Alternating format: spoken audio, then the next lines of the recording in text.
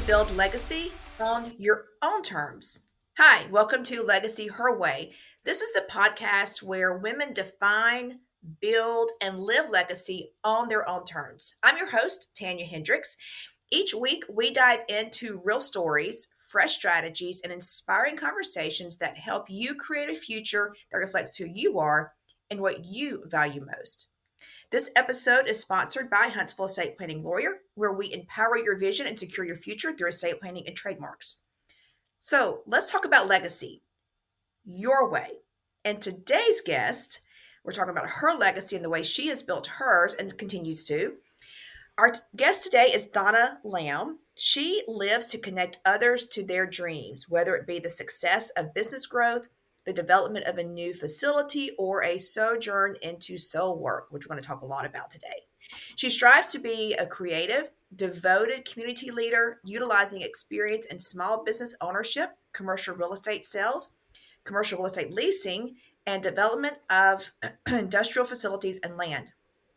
Donna also has expertise in nonprofit leadership, business development, marketing, and fundraising.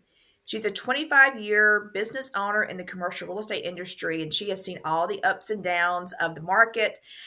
So she'll talk a little bit about that today, too. She has spent many years in working with nonprofits in the community in Arkansas and here. Here in Huntsville, she has been active with the city of Huntsville with some of their commissions and boards. And she has been involved in some of the nonprofits in the Huntsville community going back to, 1998. So she has been very active for a long time with the city of Huntsville and with the nonprofits in and around Huntsville. She is also past president of the Women's Economic Development Council of Huntsville. She is married to Don. They have 3 daughters and 4 grandchildren. Welcome to the show, Donna. Thank you for having me. It's great to be here. I'm excited. You have quite a background. I mean, you've worked in commercial real estate for a long time. You've seen all the ups and downs of the market, and you've served a lot in your community. I didn't go through all of the different foundations and nonprofits you've worked with, but I want to start out there. What inspired you to journey? What inspired your journey of service to the community, whether it's when you were with the city of Huntsville on one of the boards or in your nonprofit service? I guess that having a small business, I understood the importance of helping the city to thrive, helping nonprofits to thrive. And I have a lot of interest. So I didn't practice saying no very often in my 30s and 40s. So I served in a lot of places, but it was really lovely and a lot of fun. And I wouldn't take anything for those experiences. And I would say to people who are just starting out wanting to serve, the first thing you do is you become involved in some small project that the organization has and see if it really is something, like a good fit. Then I would, as you become more familiar to the board of directors and to other volunteers, your strengths will be known. If you say, oh, yeah, I can do the social media for 3 months or something like that, and they'll begin to know you. And before you know it, someone will ask you, they'll see your leadership ability and ask you to serve on the board. Okay, So wonderful try it. advice. Yeah. So you've had quite a career. You've done the volunteer work, but as you sit here today in 2025, what are you passionate about today? I'm passionate about women continuing to grow as they age. I'm 69 and I don't, I'm still working and I love what I do. At the same time, I'm more reflective of my overall joy, happiness, and also contributions to the world around me. Mm-hmm. So I think my superpower is connecting people. Okay. So I spend some time doing that and mentoring women um, because people mentored me. I wish I'd had more mentors. Mm-hmm. So this newfound, I don't know this is newfound, but this drive and this passion to help women grow and connect, does that feed in? I think is probably a natural segue actually into something that I read as part of your bio that says you um you have a journey in or you sojourn into soul work. Tell us Right. about that. Okay. There are lots of aspects that I and use or strategies I use to become closer to God, become more aware of the person that I am and how to improve that person. And one of the things that helps me a lot is I've been having some really bizarre and disturbing dreams lately. And because I have friends who do are involved in dream work, and the Enneagram touches on dream work as well, I started writing down my dreams. Mhm. And I can tell you something that Chat GPT can do that is very useful. Oh, really? So I like Carl Jung's philosophies on dreams. And so I opened up Chat GPT and I told it to summarize Carl Jung's dream books about dreams. And it took it about 3 minutes. And then I said, here's a recent dream. I want you to analyze it using Carl Jung's principles. Mhm. So the dream is this it's the cat dream. I'm in the living room, big picture window in front of me, and outside is 20 cats, Oh, 25, wow. a bunch of cats. Mhm. First of all, inside versus outside for young means inside is my um, conscious self, and outside is the unconscious or the things I haven't addressed, things I've tapped down, things I haven't yet given attention to. Mhm. So, so we get in. I'm in the cat dream. Um, so the cats are all outside. All of a sudden, all the cats are inside. There are tiny cats, there are medium-sized cats, and there are these big cats that have thorns and spikes on their back. Oh, wow. So I look around and I manage. The next scene is all the cats are in one room of my house, Mhm. and I pick each one up, starting with the small ones, and throw them back outside. That's a lot of cats to be thrown back outside. The small ones first. Young says that means that the cats mean a lot of things in dream work and symbolism and all of that. Mhm. Um, the cats inside the house mean unconscious material is entering my conscious life or trying to. Mhm. And when I threw that cat back outside, I said, I do not want to deal with it, according to Carl Jung. Yeah. So I've been having, and I have several dreams. I have the tennis dream. I haven't played tennis in a while. So when I go out in the tennis dream, I don't have my jacket, I don't have my clothes. I put the racket up to hit the ball, and the ball doesn't come. And that analysis was also there's energy ready to be used, but you're not addressing it. Mhm. So, based upon that, I've been diving into what could it be? What could it be that I have not uncovered and or pushed away in my adult life? And I came up with a lot of, and a friend of mine said, name the cats. Hmm. And at first I didn't know how to name the cats. But then I began to thinking, okay, here's something. I was a teenage mom. And that's something that I don't share with my business associates, but I'd share with women Yeah. because women know that teenage boys think from their privates. Yes, they do. Okay. I don't think it's just Um, teenage boys, but but we won't go down that road. I grew up here in Huntsville in the 70s, Mhm. and the stigma, teenage pregnancy was very much still a stigmatism. Yeah. My grandmother had a wonderful reputation in the community. She knew everybody's children and grandchildren and nieces and nephews. She knew everybody. She did not allow me in her house for about 2 years. Oh, wow. So some of it was hard. My mom was wonderful. She was like, "Well, let's get it done. Let's move on." And I lived with mom and dad while my first husband, went into the Air Force, and so I stayed with mom and dad till April. My first child was born, and they were all in all lovely. Mhm. But and I think my siblings do thank me. They're like, yeah, we had it a little easier than you. So there's that. That's something that I just wouldn't tell a client necessarily. If they were a woman and I knew that we've all had difficult paths. Right. So we might talk about that. Mhm. But that could be one cat. Mhm. Um, and there are others, but I thought I'd share that one to see if it brought up any questions for you.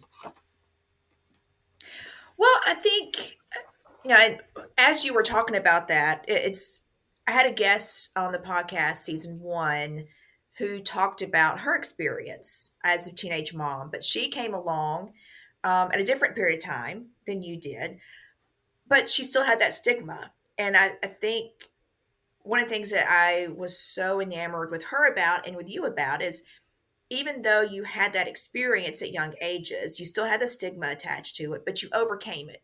It would have been easy for some situations, for yours or for hers, for you to just kind of sit back and go, okay, I've got a child. This is what I'm going to do. I'm going to, I may not be able to succeed in life because Mhm. I've made this quote unquote mistake as a teenager. Because we're a little bit different in ages, but even when I came through, it was still the stigma that to be a teenage mom, you just ruined your life. And you probably heard that. You probably felt that from your grandmother in particular, but you haven't. I mean, you've had a very successful career. And so for one, people who are listening to this, if that's your story, if it was your story, you can still overcome it. You're not throwing away your life. You can still have a very successful career, Exactly. but keeping it within the framework of interpreting your dreams and being something that you don't want to deal with. What is it about that cat that you're tossing it back out, even though you have overcome that stigma of being a teenage mom? Well, I'm addressing it this morning, because when I share it with others, I think I can put the cat in the house and love on it. Hmm. This is what I went through, but it wasn't. You try to make lemonade every time you can, Right. and I have two beautiful girls, um, daughters who I didn't think they were ever going to get pregnant. I was so tough on them about having teenage sex. Yeah. So I think they were in their 30s. I'm like, gosh, you can have babies now. Okay. Um, yeah. So I just try to think of the things that and it's, um, and another thing I've overcome, I think, is that my parents were both introverts. And I believe all my siblings and I are introverts. But because of the path I had to be on, I was focused on having an education and getting a suitable job. And I didn't want to be out cutting grass or laying bricks and stuff like that. So an office job, yeah, that's kind of what I'm into. So my degree at age 36, after going to night school for a lot of years, was in management. So a business degree Hmm. from Athens State. And when I have friends that talk about how fun their college years were, I don't really have any contributions there. Hmm. So that's something. I was a good student most of my life, but I think I just got kind of lost in high school.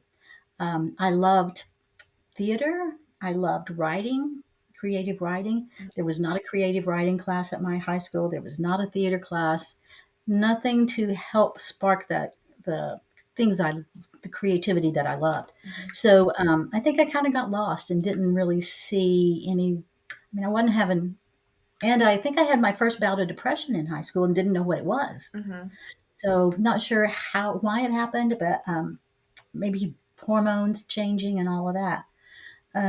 But I will say that um, I have had several bouts of depression, but the worst are every 25 years. So you guys, I'm hoping you guys don't worry about that so much.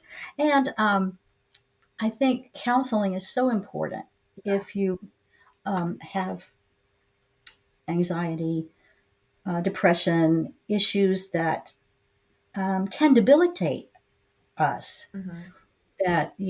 It's important that we seek help and not be afraid to do that. I want to go back to you said that you were sharing your journey as a teenage mom on this podcast, and that's kind of the way of you bringing that cat back in. Hmm. Why was it important to share that story on this podcast? Why do you think it was so important to address it here? I think all of us have things we have to overcome. Mine was just an example of something that I overcame, but for all these years really haven't talked about very much. Mhm. I didn't realize I was repressing it, and I still wonder if I'm. I thought I dealt with it pretty well, but um, I think it's going to be freeing for me to share it with others. Mhm. So what else do you need to share? What other cat is out there that you need to bring back in? Okay, I have a couple. One thing, my parents died just a few years ago, and my siblings and I had a lot to discuss and to do, and um, I unfortunately headed that up. And I really look back on it, and that was not my best moment. We were all grieving, and yet we tried to get things done and accomplished when we were still, in the midst of the grief. And didn't maybe we didn't really realize we were not making the best decisions.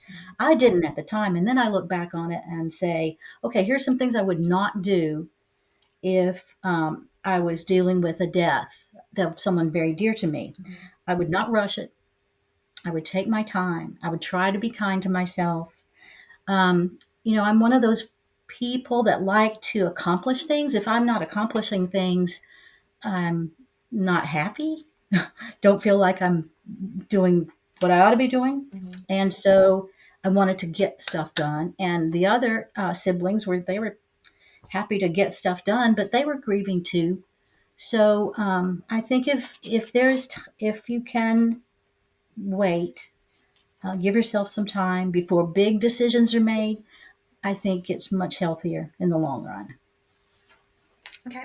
I want to follow up with that. And also you mentioned I don't want to just gloss past that you Mm. mentioned battling depression because Okay. I Yeah. think there are a couple of lessons that you can learn. And this podcast is about legacy. And so as you are sharing this is part of your legacy and the things Mm. that you are wanting to leave behind and help people with.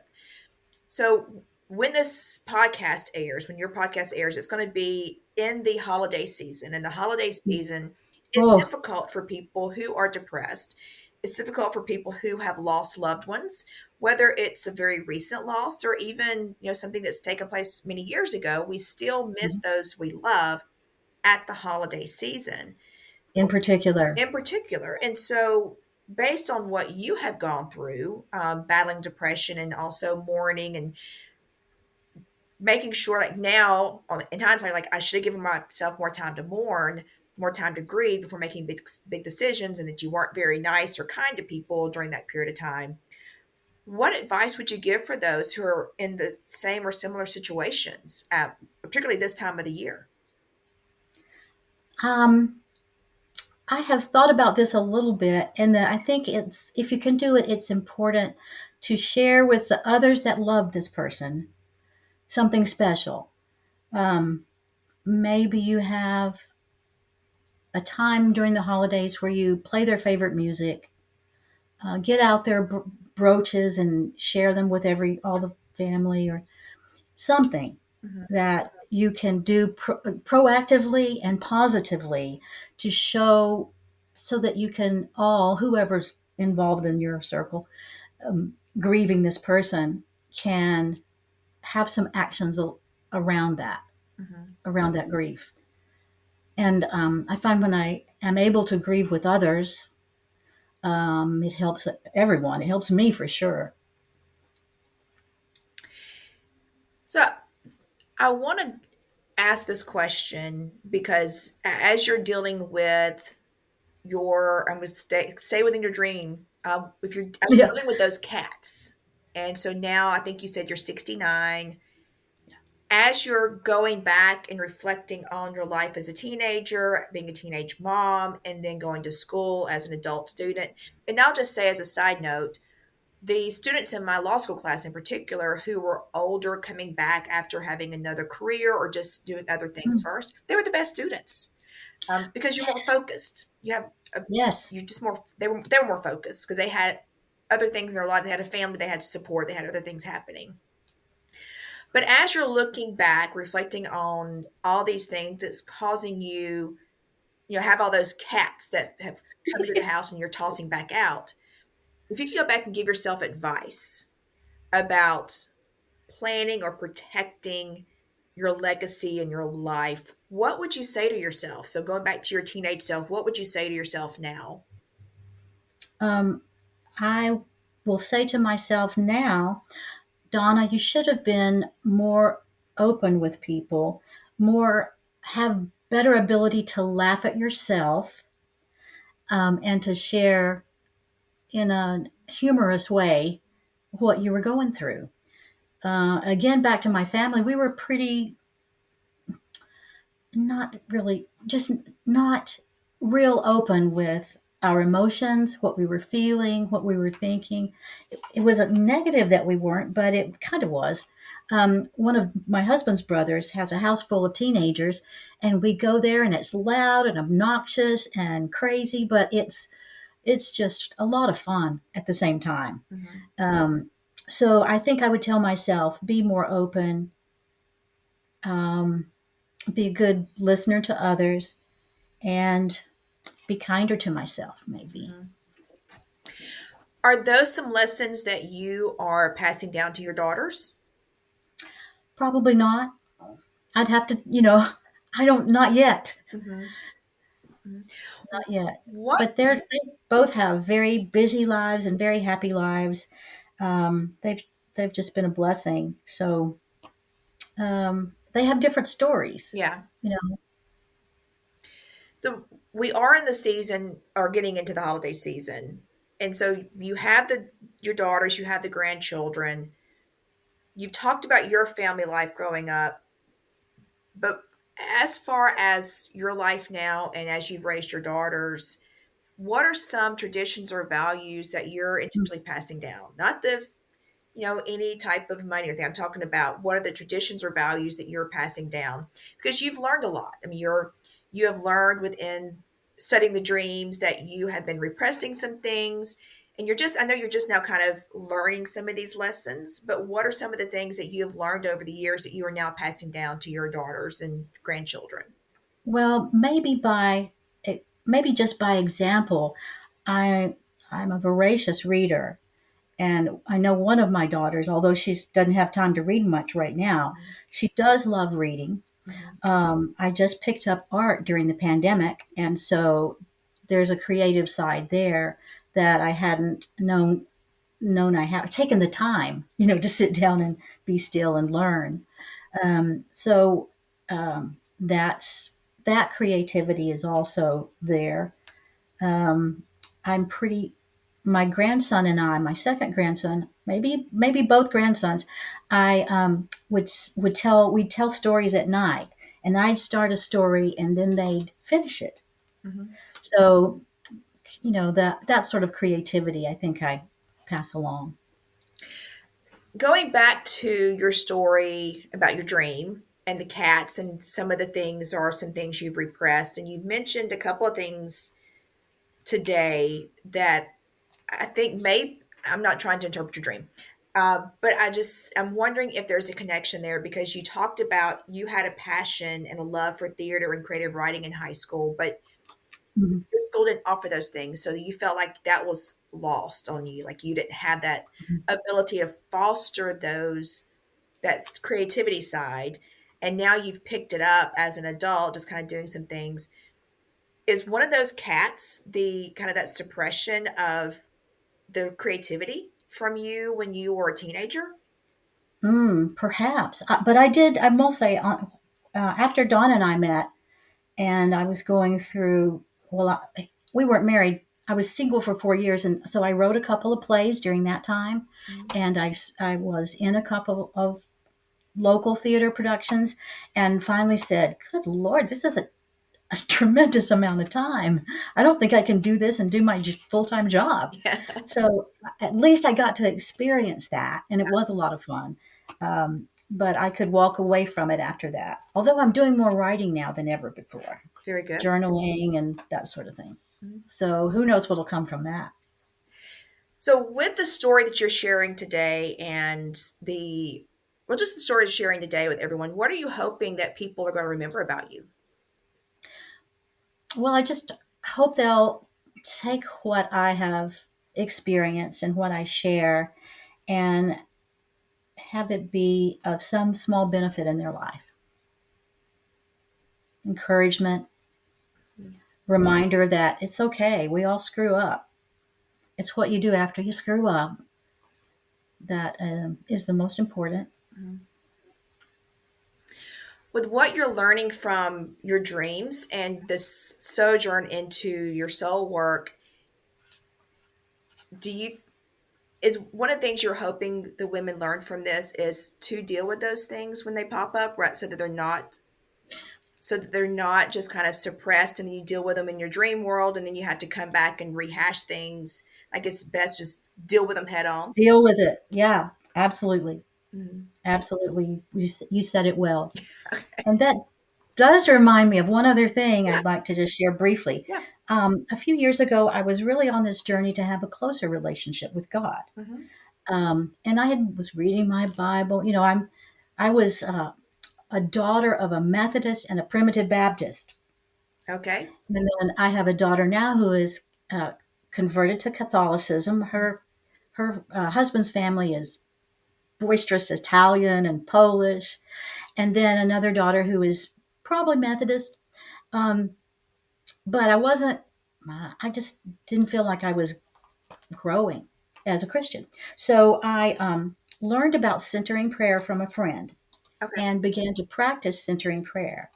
And centering prayer, I probably should explain, is a practice from the Catholic and Episcopal churches mostly, although some Methodists have centering prayer classes. But the whole approach is rather than sitting down and praying for all the things that you make the prayer list at church about, you just sit down in a comfortable place in a chair, sit upright, and I say to God, "Here I am in your presence." And I sit there for 20 minutes. And, then I do a little Bible study, but really I don't do I do that as my main source of prayer. And I have grown in the way that I think it's growing, that I don't have to ask God for every little thing that is bugging me. He already knows. Sometimes I'll say, this morning I said, "Thank you, God, for this podcast. It's going to go great. Thank you for that." Um, Instead of, praying that I get the words right, or that I don't trip over my tongue, or that I don't say something embarrassing. I'm 69. Not much is going to embarrass me. So, but I have found centering prayer to be a significant help. It's not like, oh, you get done with your life, you feel so good about yourself. No, Mhm. your mind wanders the whole time and you have to bring it back to stillness. And, but when I look around and the time is up and I'm like, oh my gosh, wow, I was just in another place. Mhm. And I think it gives me a little bit of wisdom, a little bit more than I had before. Not that I have much, but it keeps me calmer, and I feel much better to handle anything that comes my way. Mhm. So I close with that. That's my biggest recommendation. do So, something, do something that where you're still mhm, and reflective, which can take a lot of forms. it can. And I was actually going to ask you about what one piece of wisdom would you leave with people today? And that I think that's a great piece of find something somehow to get still Mhm. and whether it's, as Christians, as believers in Christ, followers of Christ, if I have a hard time being still. I had a very hard time being still. And I actually had, when I was going through seminary, one of my professors suggested that because at the time I was living in South Alabama, right next to the beach, and she's like, just go to the beach. And so I Mm. found the first Sunday of every month, I would go and just spend time with God. That was I called it a date with God. And same thing with you, the first few times you do it, or the first few times I did it, I was just constantly moving. I was fidgeting. I'm one of those people that can't sit still. I mean, something is constantly moving. My toe is moving. My fingers are tapping. Something is moving in my body, Yeah. and that's just indicative of the mind going everywhere. But I found that when I was consistent with going to the beach the first Sunday of every month, that became my date. And I would immediately, after several times of doing it, I was able to just immediately get into that very peaceful mode and that stillness that you're talking about. Like when you're sitting there for that 20 minutes, for a while your mind's going everywhere. And I actually this morning journaling, I was writing, my mind just is in 100 different directions.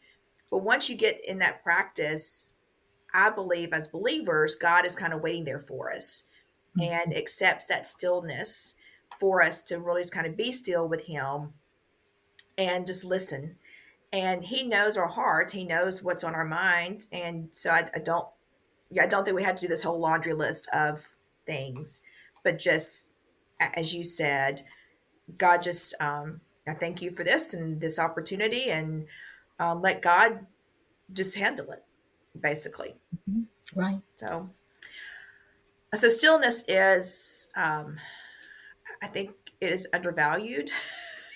And I think in our busy lives, it's hard to find stillness. So I applaud you for finding that place with the centered prayer. I've never heard it called that, Okay. Yeah. but I like that. Mm. So this is a podcast called Legacy Her Way. What does that mean to you? What does Legacy Her Way mean to you? You've had a vast experience with commercial real estate. You've worked in the communities. You've raised children. You talked today on this podcast about your experience as a teenage mom, going to school later in life. Now you're working through some dreams that are bringing some things back to the Mhm. forefront of your mind that you're now having to go back and work on things that happened as a teenager. So at this stage of your life, what does Legacy Her Way mean to you? Um, I don't think I'm there yet, but I hope that I leave a legacy of love. And that's hard for me because I'm in my head most of the time. My family will tell you that. Um, so I have to make myself move into my heart space and even dealing with family. So I hope to continue to improve that so that the legacy can also include love. I think the women I do business with, and the younger women that I have relationships with, I think they, I think they see that, and I enjoy a really good relationship with them. Also, I would like to write more so that I actually have written words to give to my children when I'm gone. This is what, I don't know exactly what yet. I guess I better get on that. Well, I think that's important. I mean, as you know, I'm an estate planning lawyer, and people come to me to write wills and trust, and so it's a way to pass down assets. But I think the main asset you should be passing down is your story, it's your history, it's your wisdom. Because when you die, that all dies with you unless you share it, and you can do it Mhm. writing or you can do it via video. But Yes. if you don't pass those things down, I mean, I'm about to turn 50. You said you're 69. We have learned so much in our lives. We have so much experience that we need to be passing that down so somebody's not having to go through the same things we are. Exactly. Yes. Yes. Yes. So as we're about to wrap up today, is there anything or something that you wanted to share today that you haven't had a chance to share with the listeners? Just one small thing that in my family, we made cassette tapes of my grandmother's voice telling us all kinds of things. She loved it. Mhm. My dad made VHSs of our family reunions over the years. We couldn't find any of that stuff after they died. So I would recommend take that as a lesson learned for women, is that most likely you're going to be the one that needs to do it in the family, and that is gather things and put them in a safe place Mhm. before you're. My mom said to me, "Enjoy your 60s because the 70s are hell." I'm like, "Oh my god!" But so there, you're not going to feel as well. You're not going to have as much energy as we get into our 80s and hopefully 90s. Yeah. But uh, they thought they were leaving something that was done 20 years before they died, maybe 30, and where was it? We couldn't find it. Oh man, that's awful. Hmm. Awful.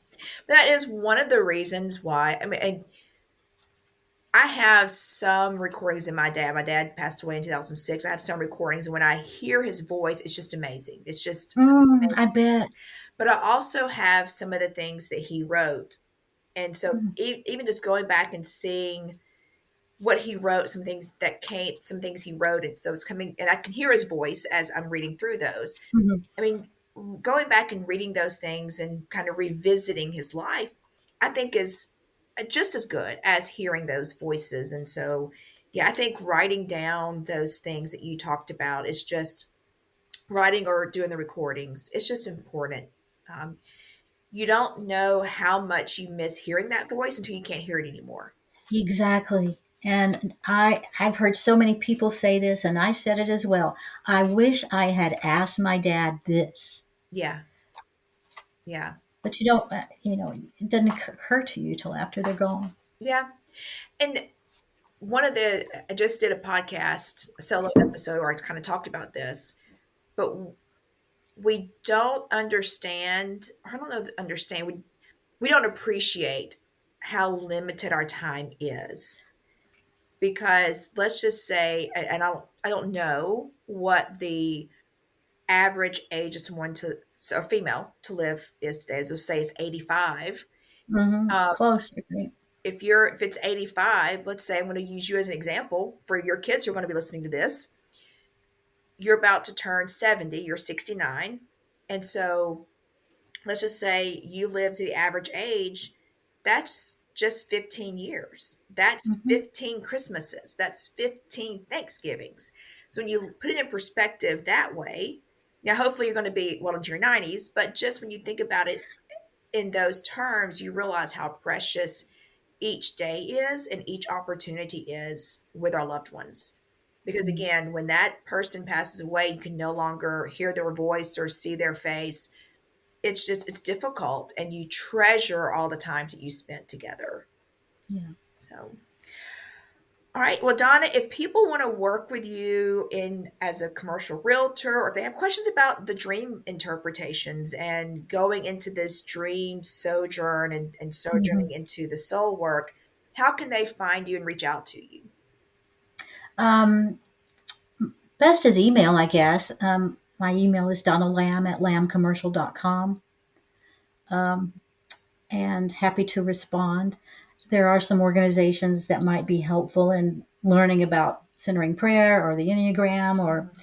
I can certainly head them in the right direction, I think. So And we'll happy to have do some links in the show notes for people to reach out to you.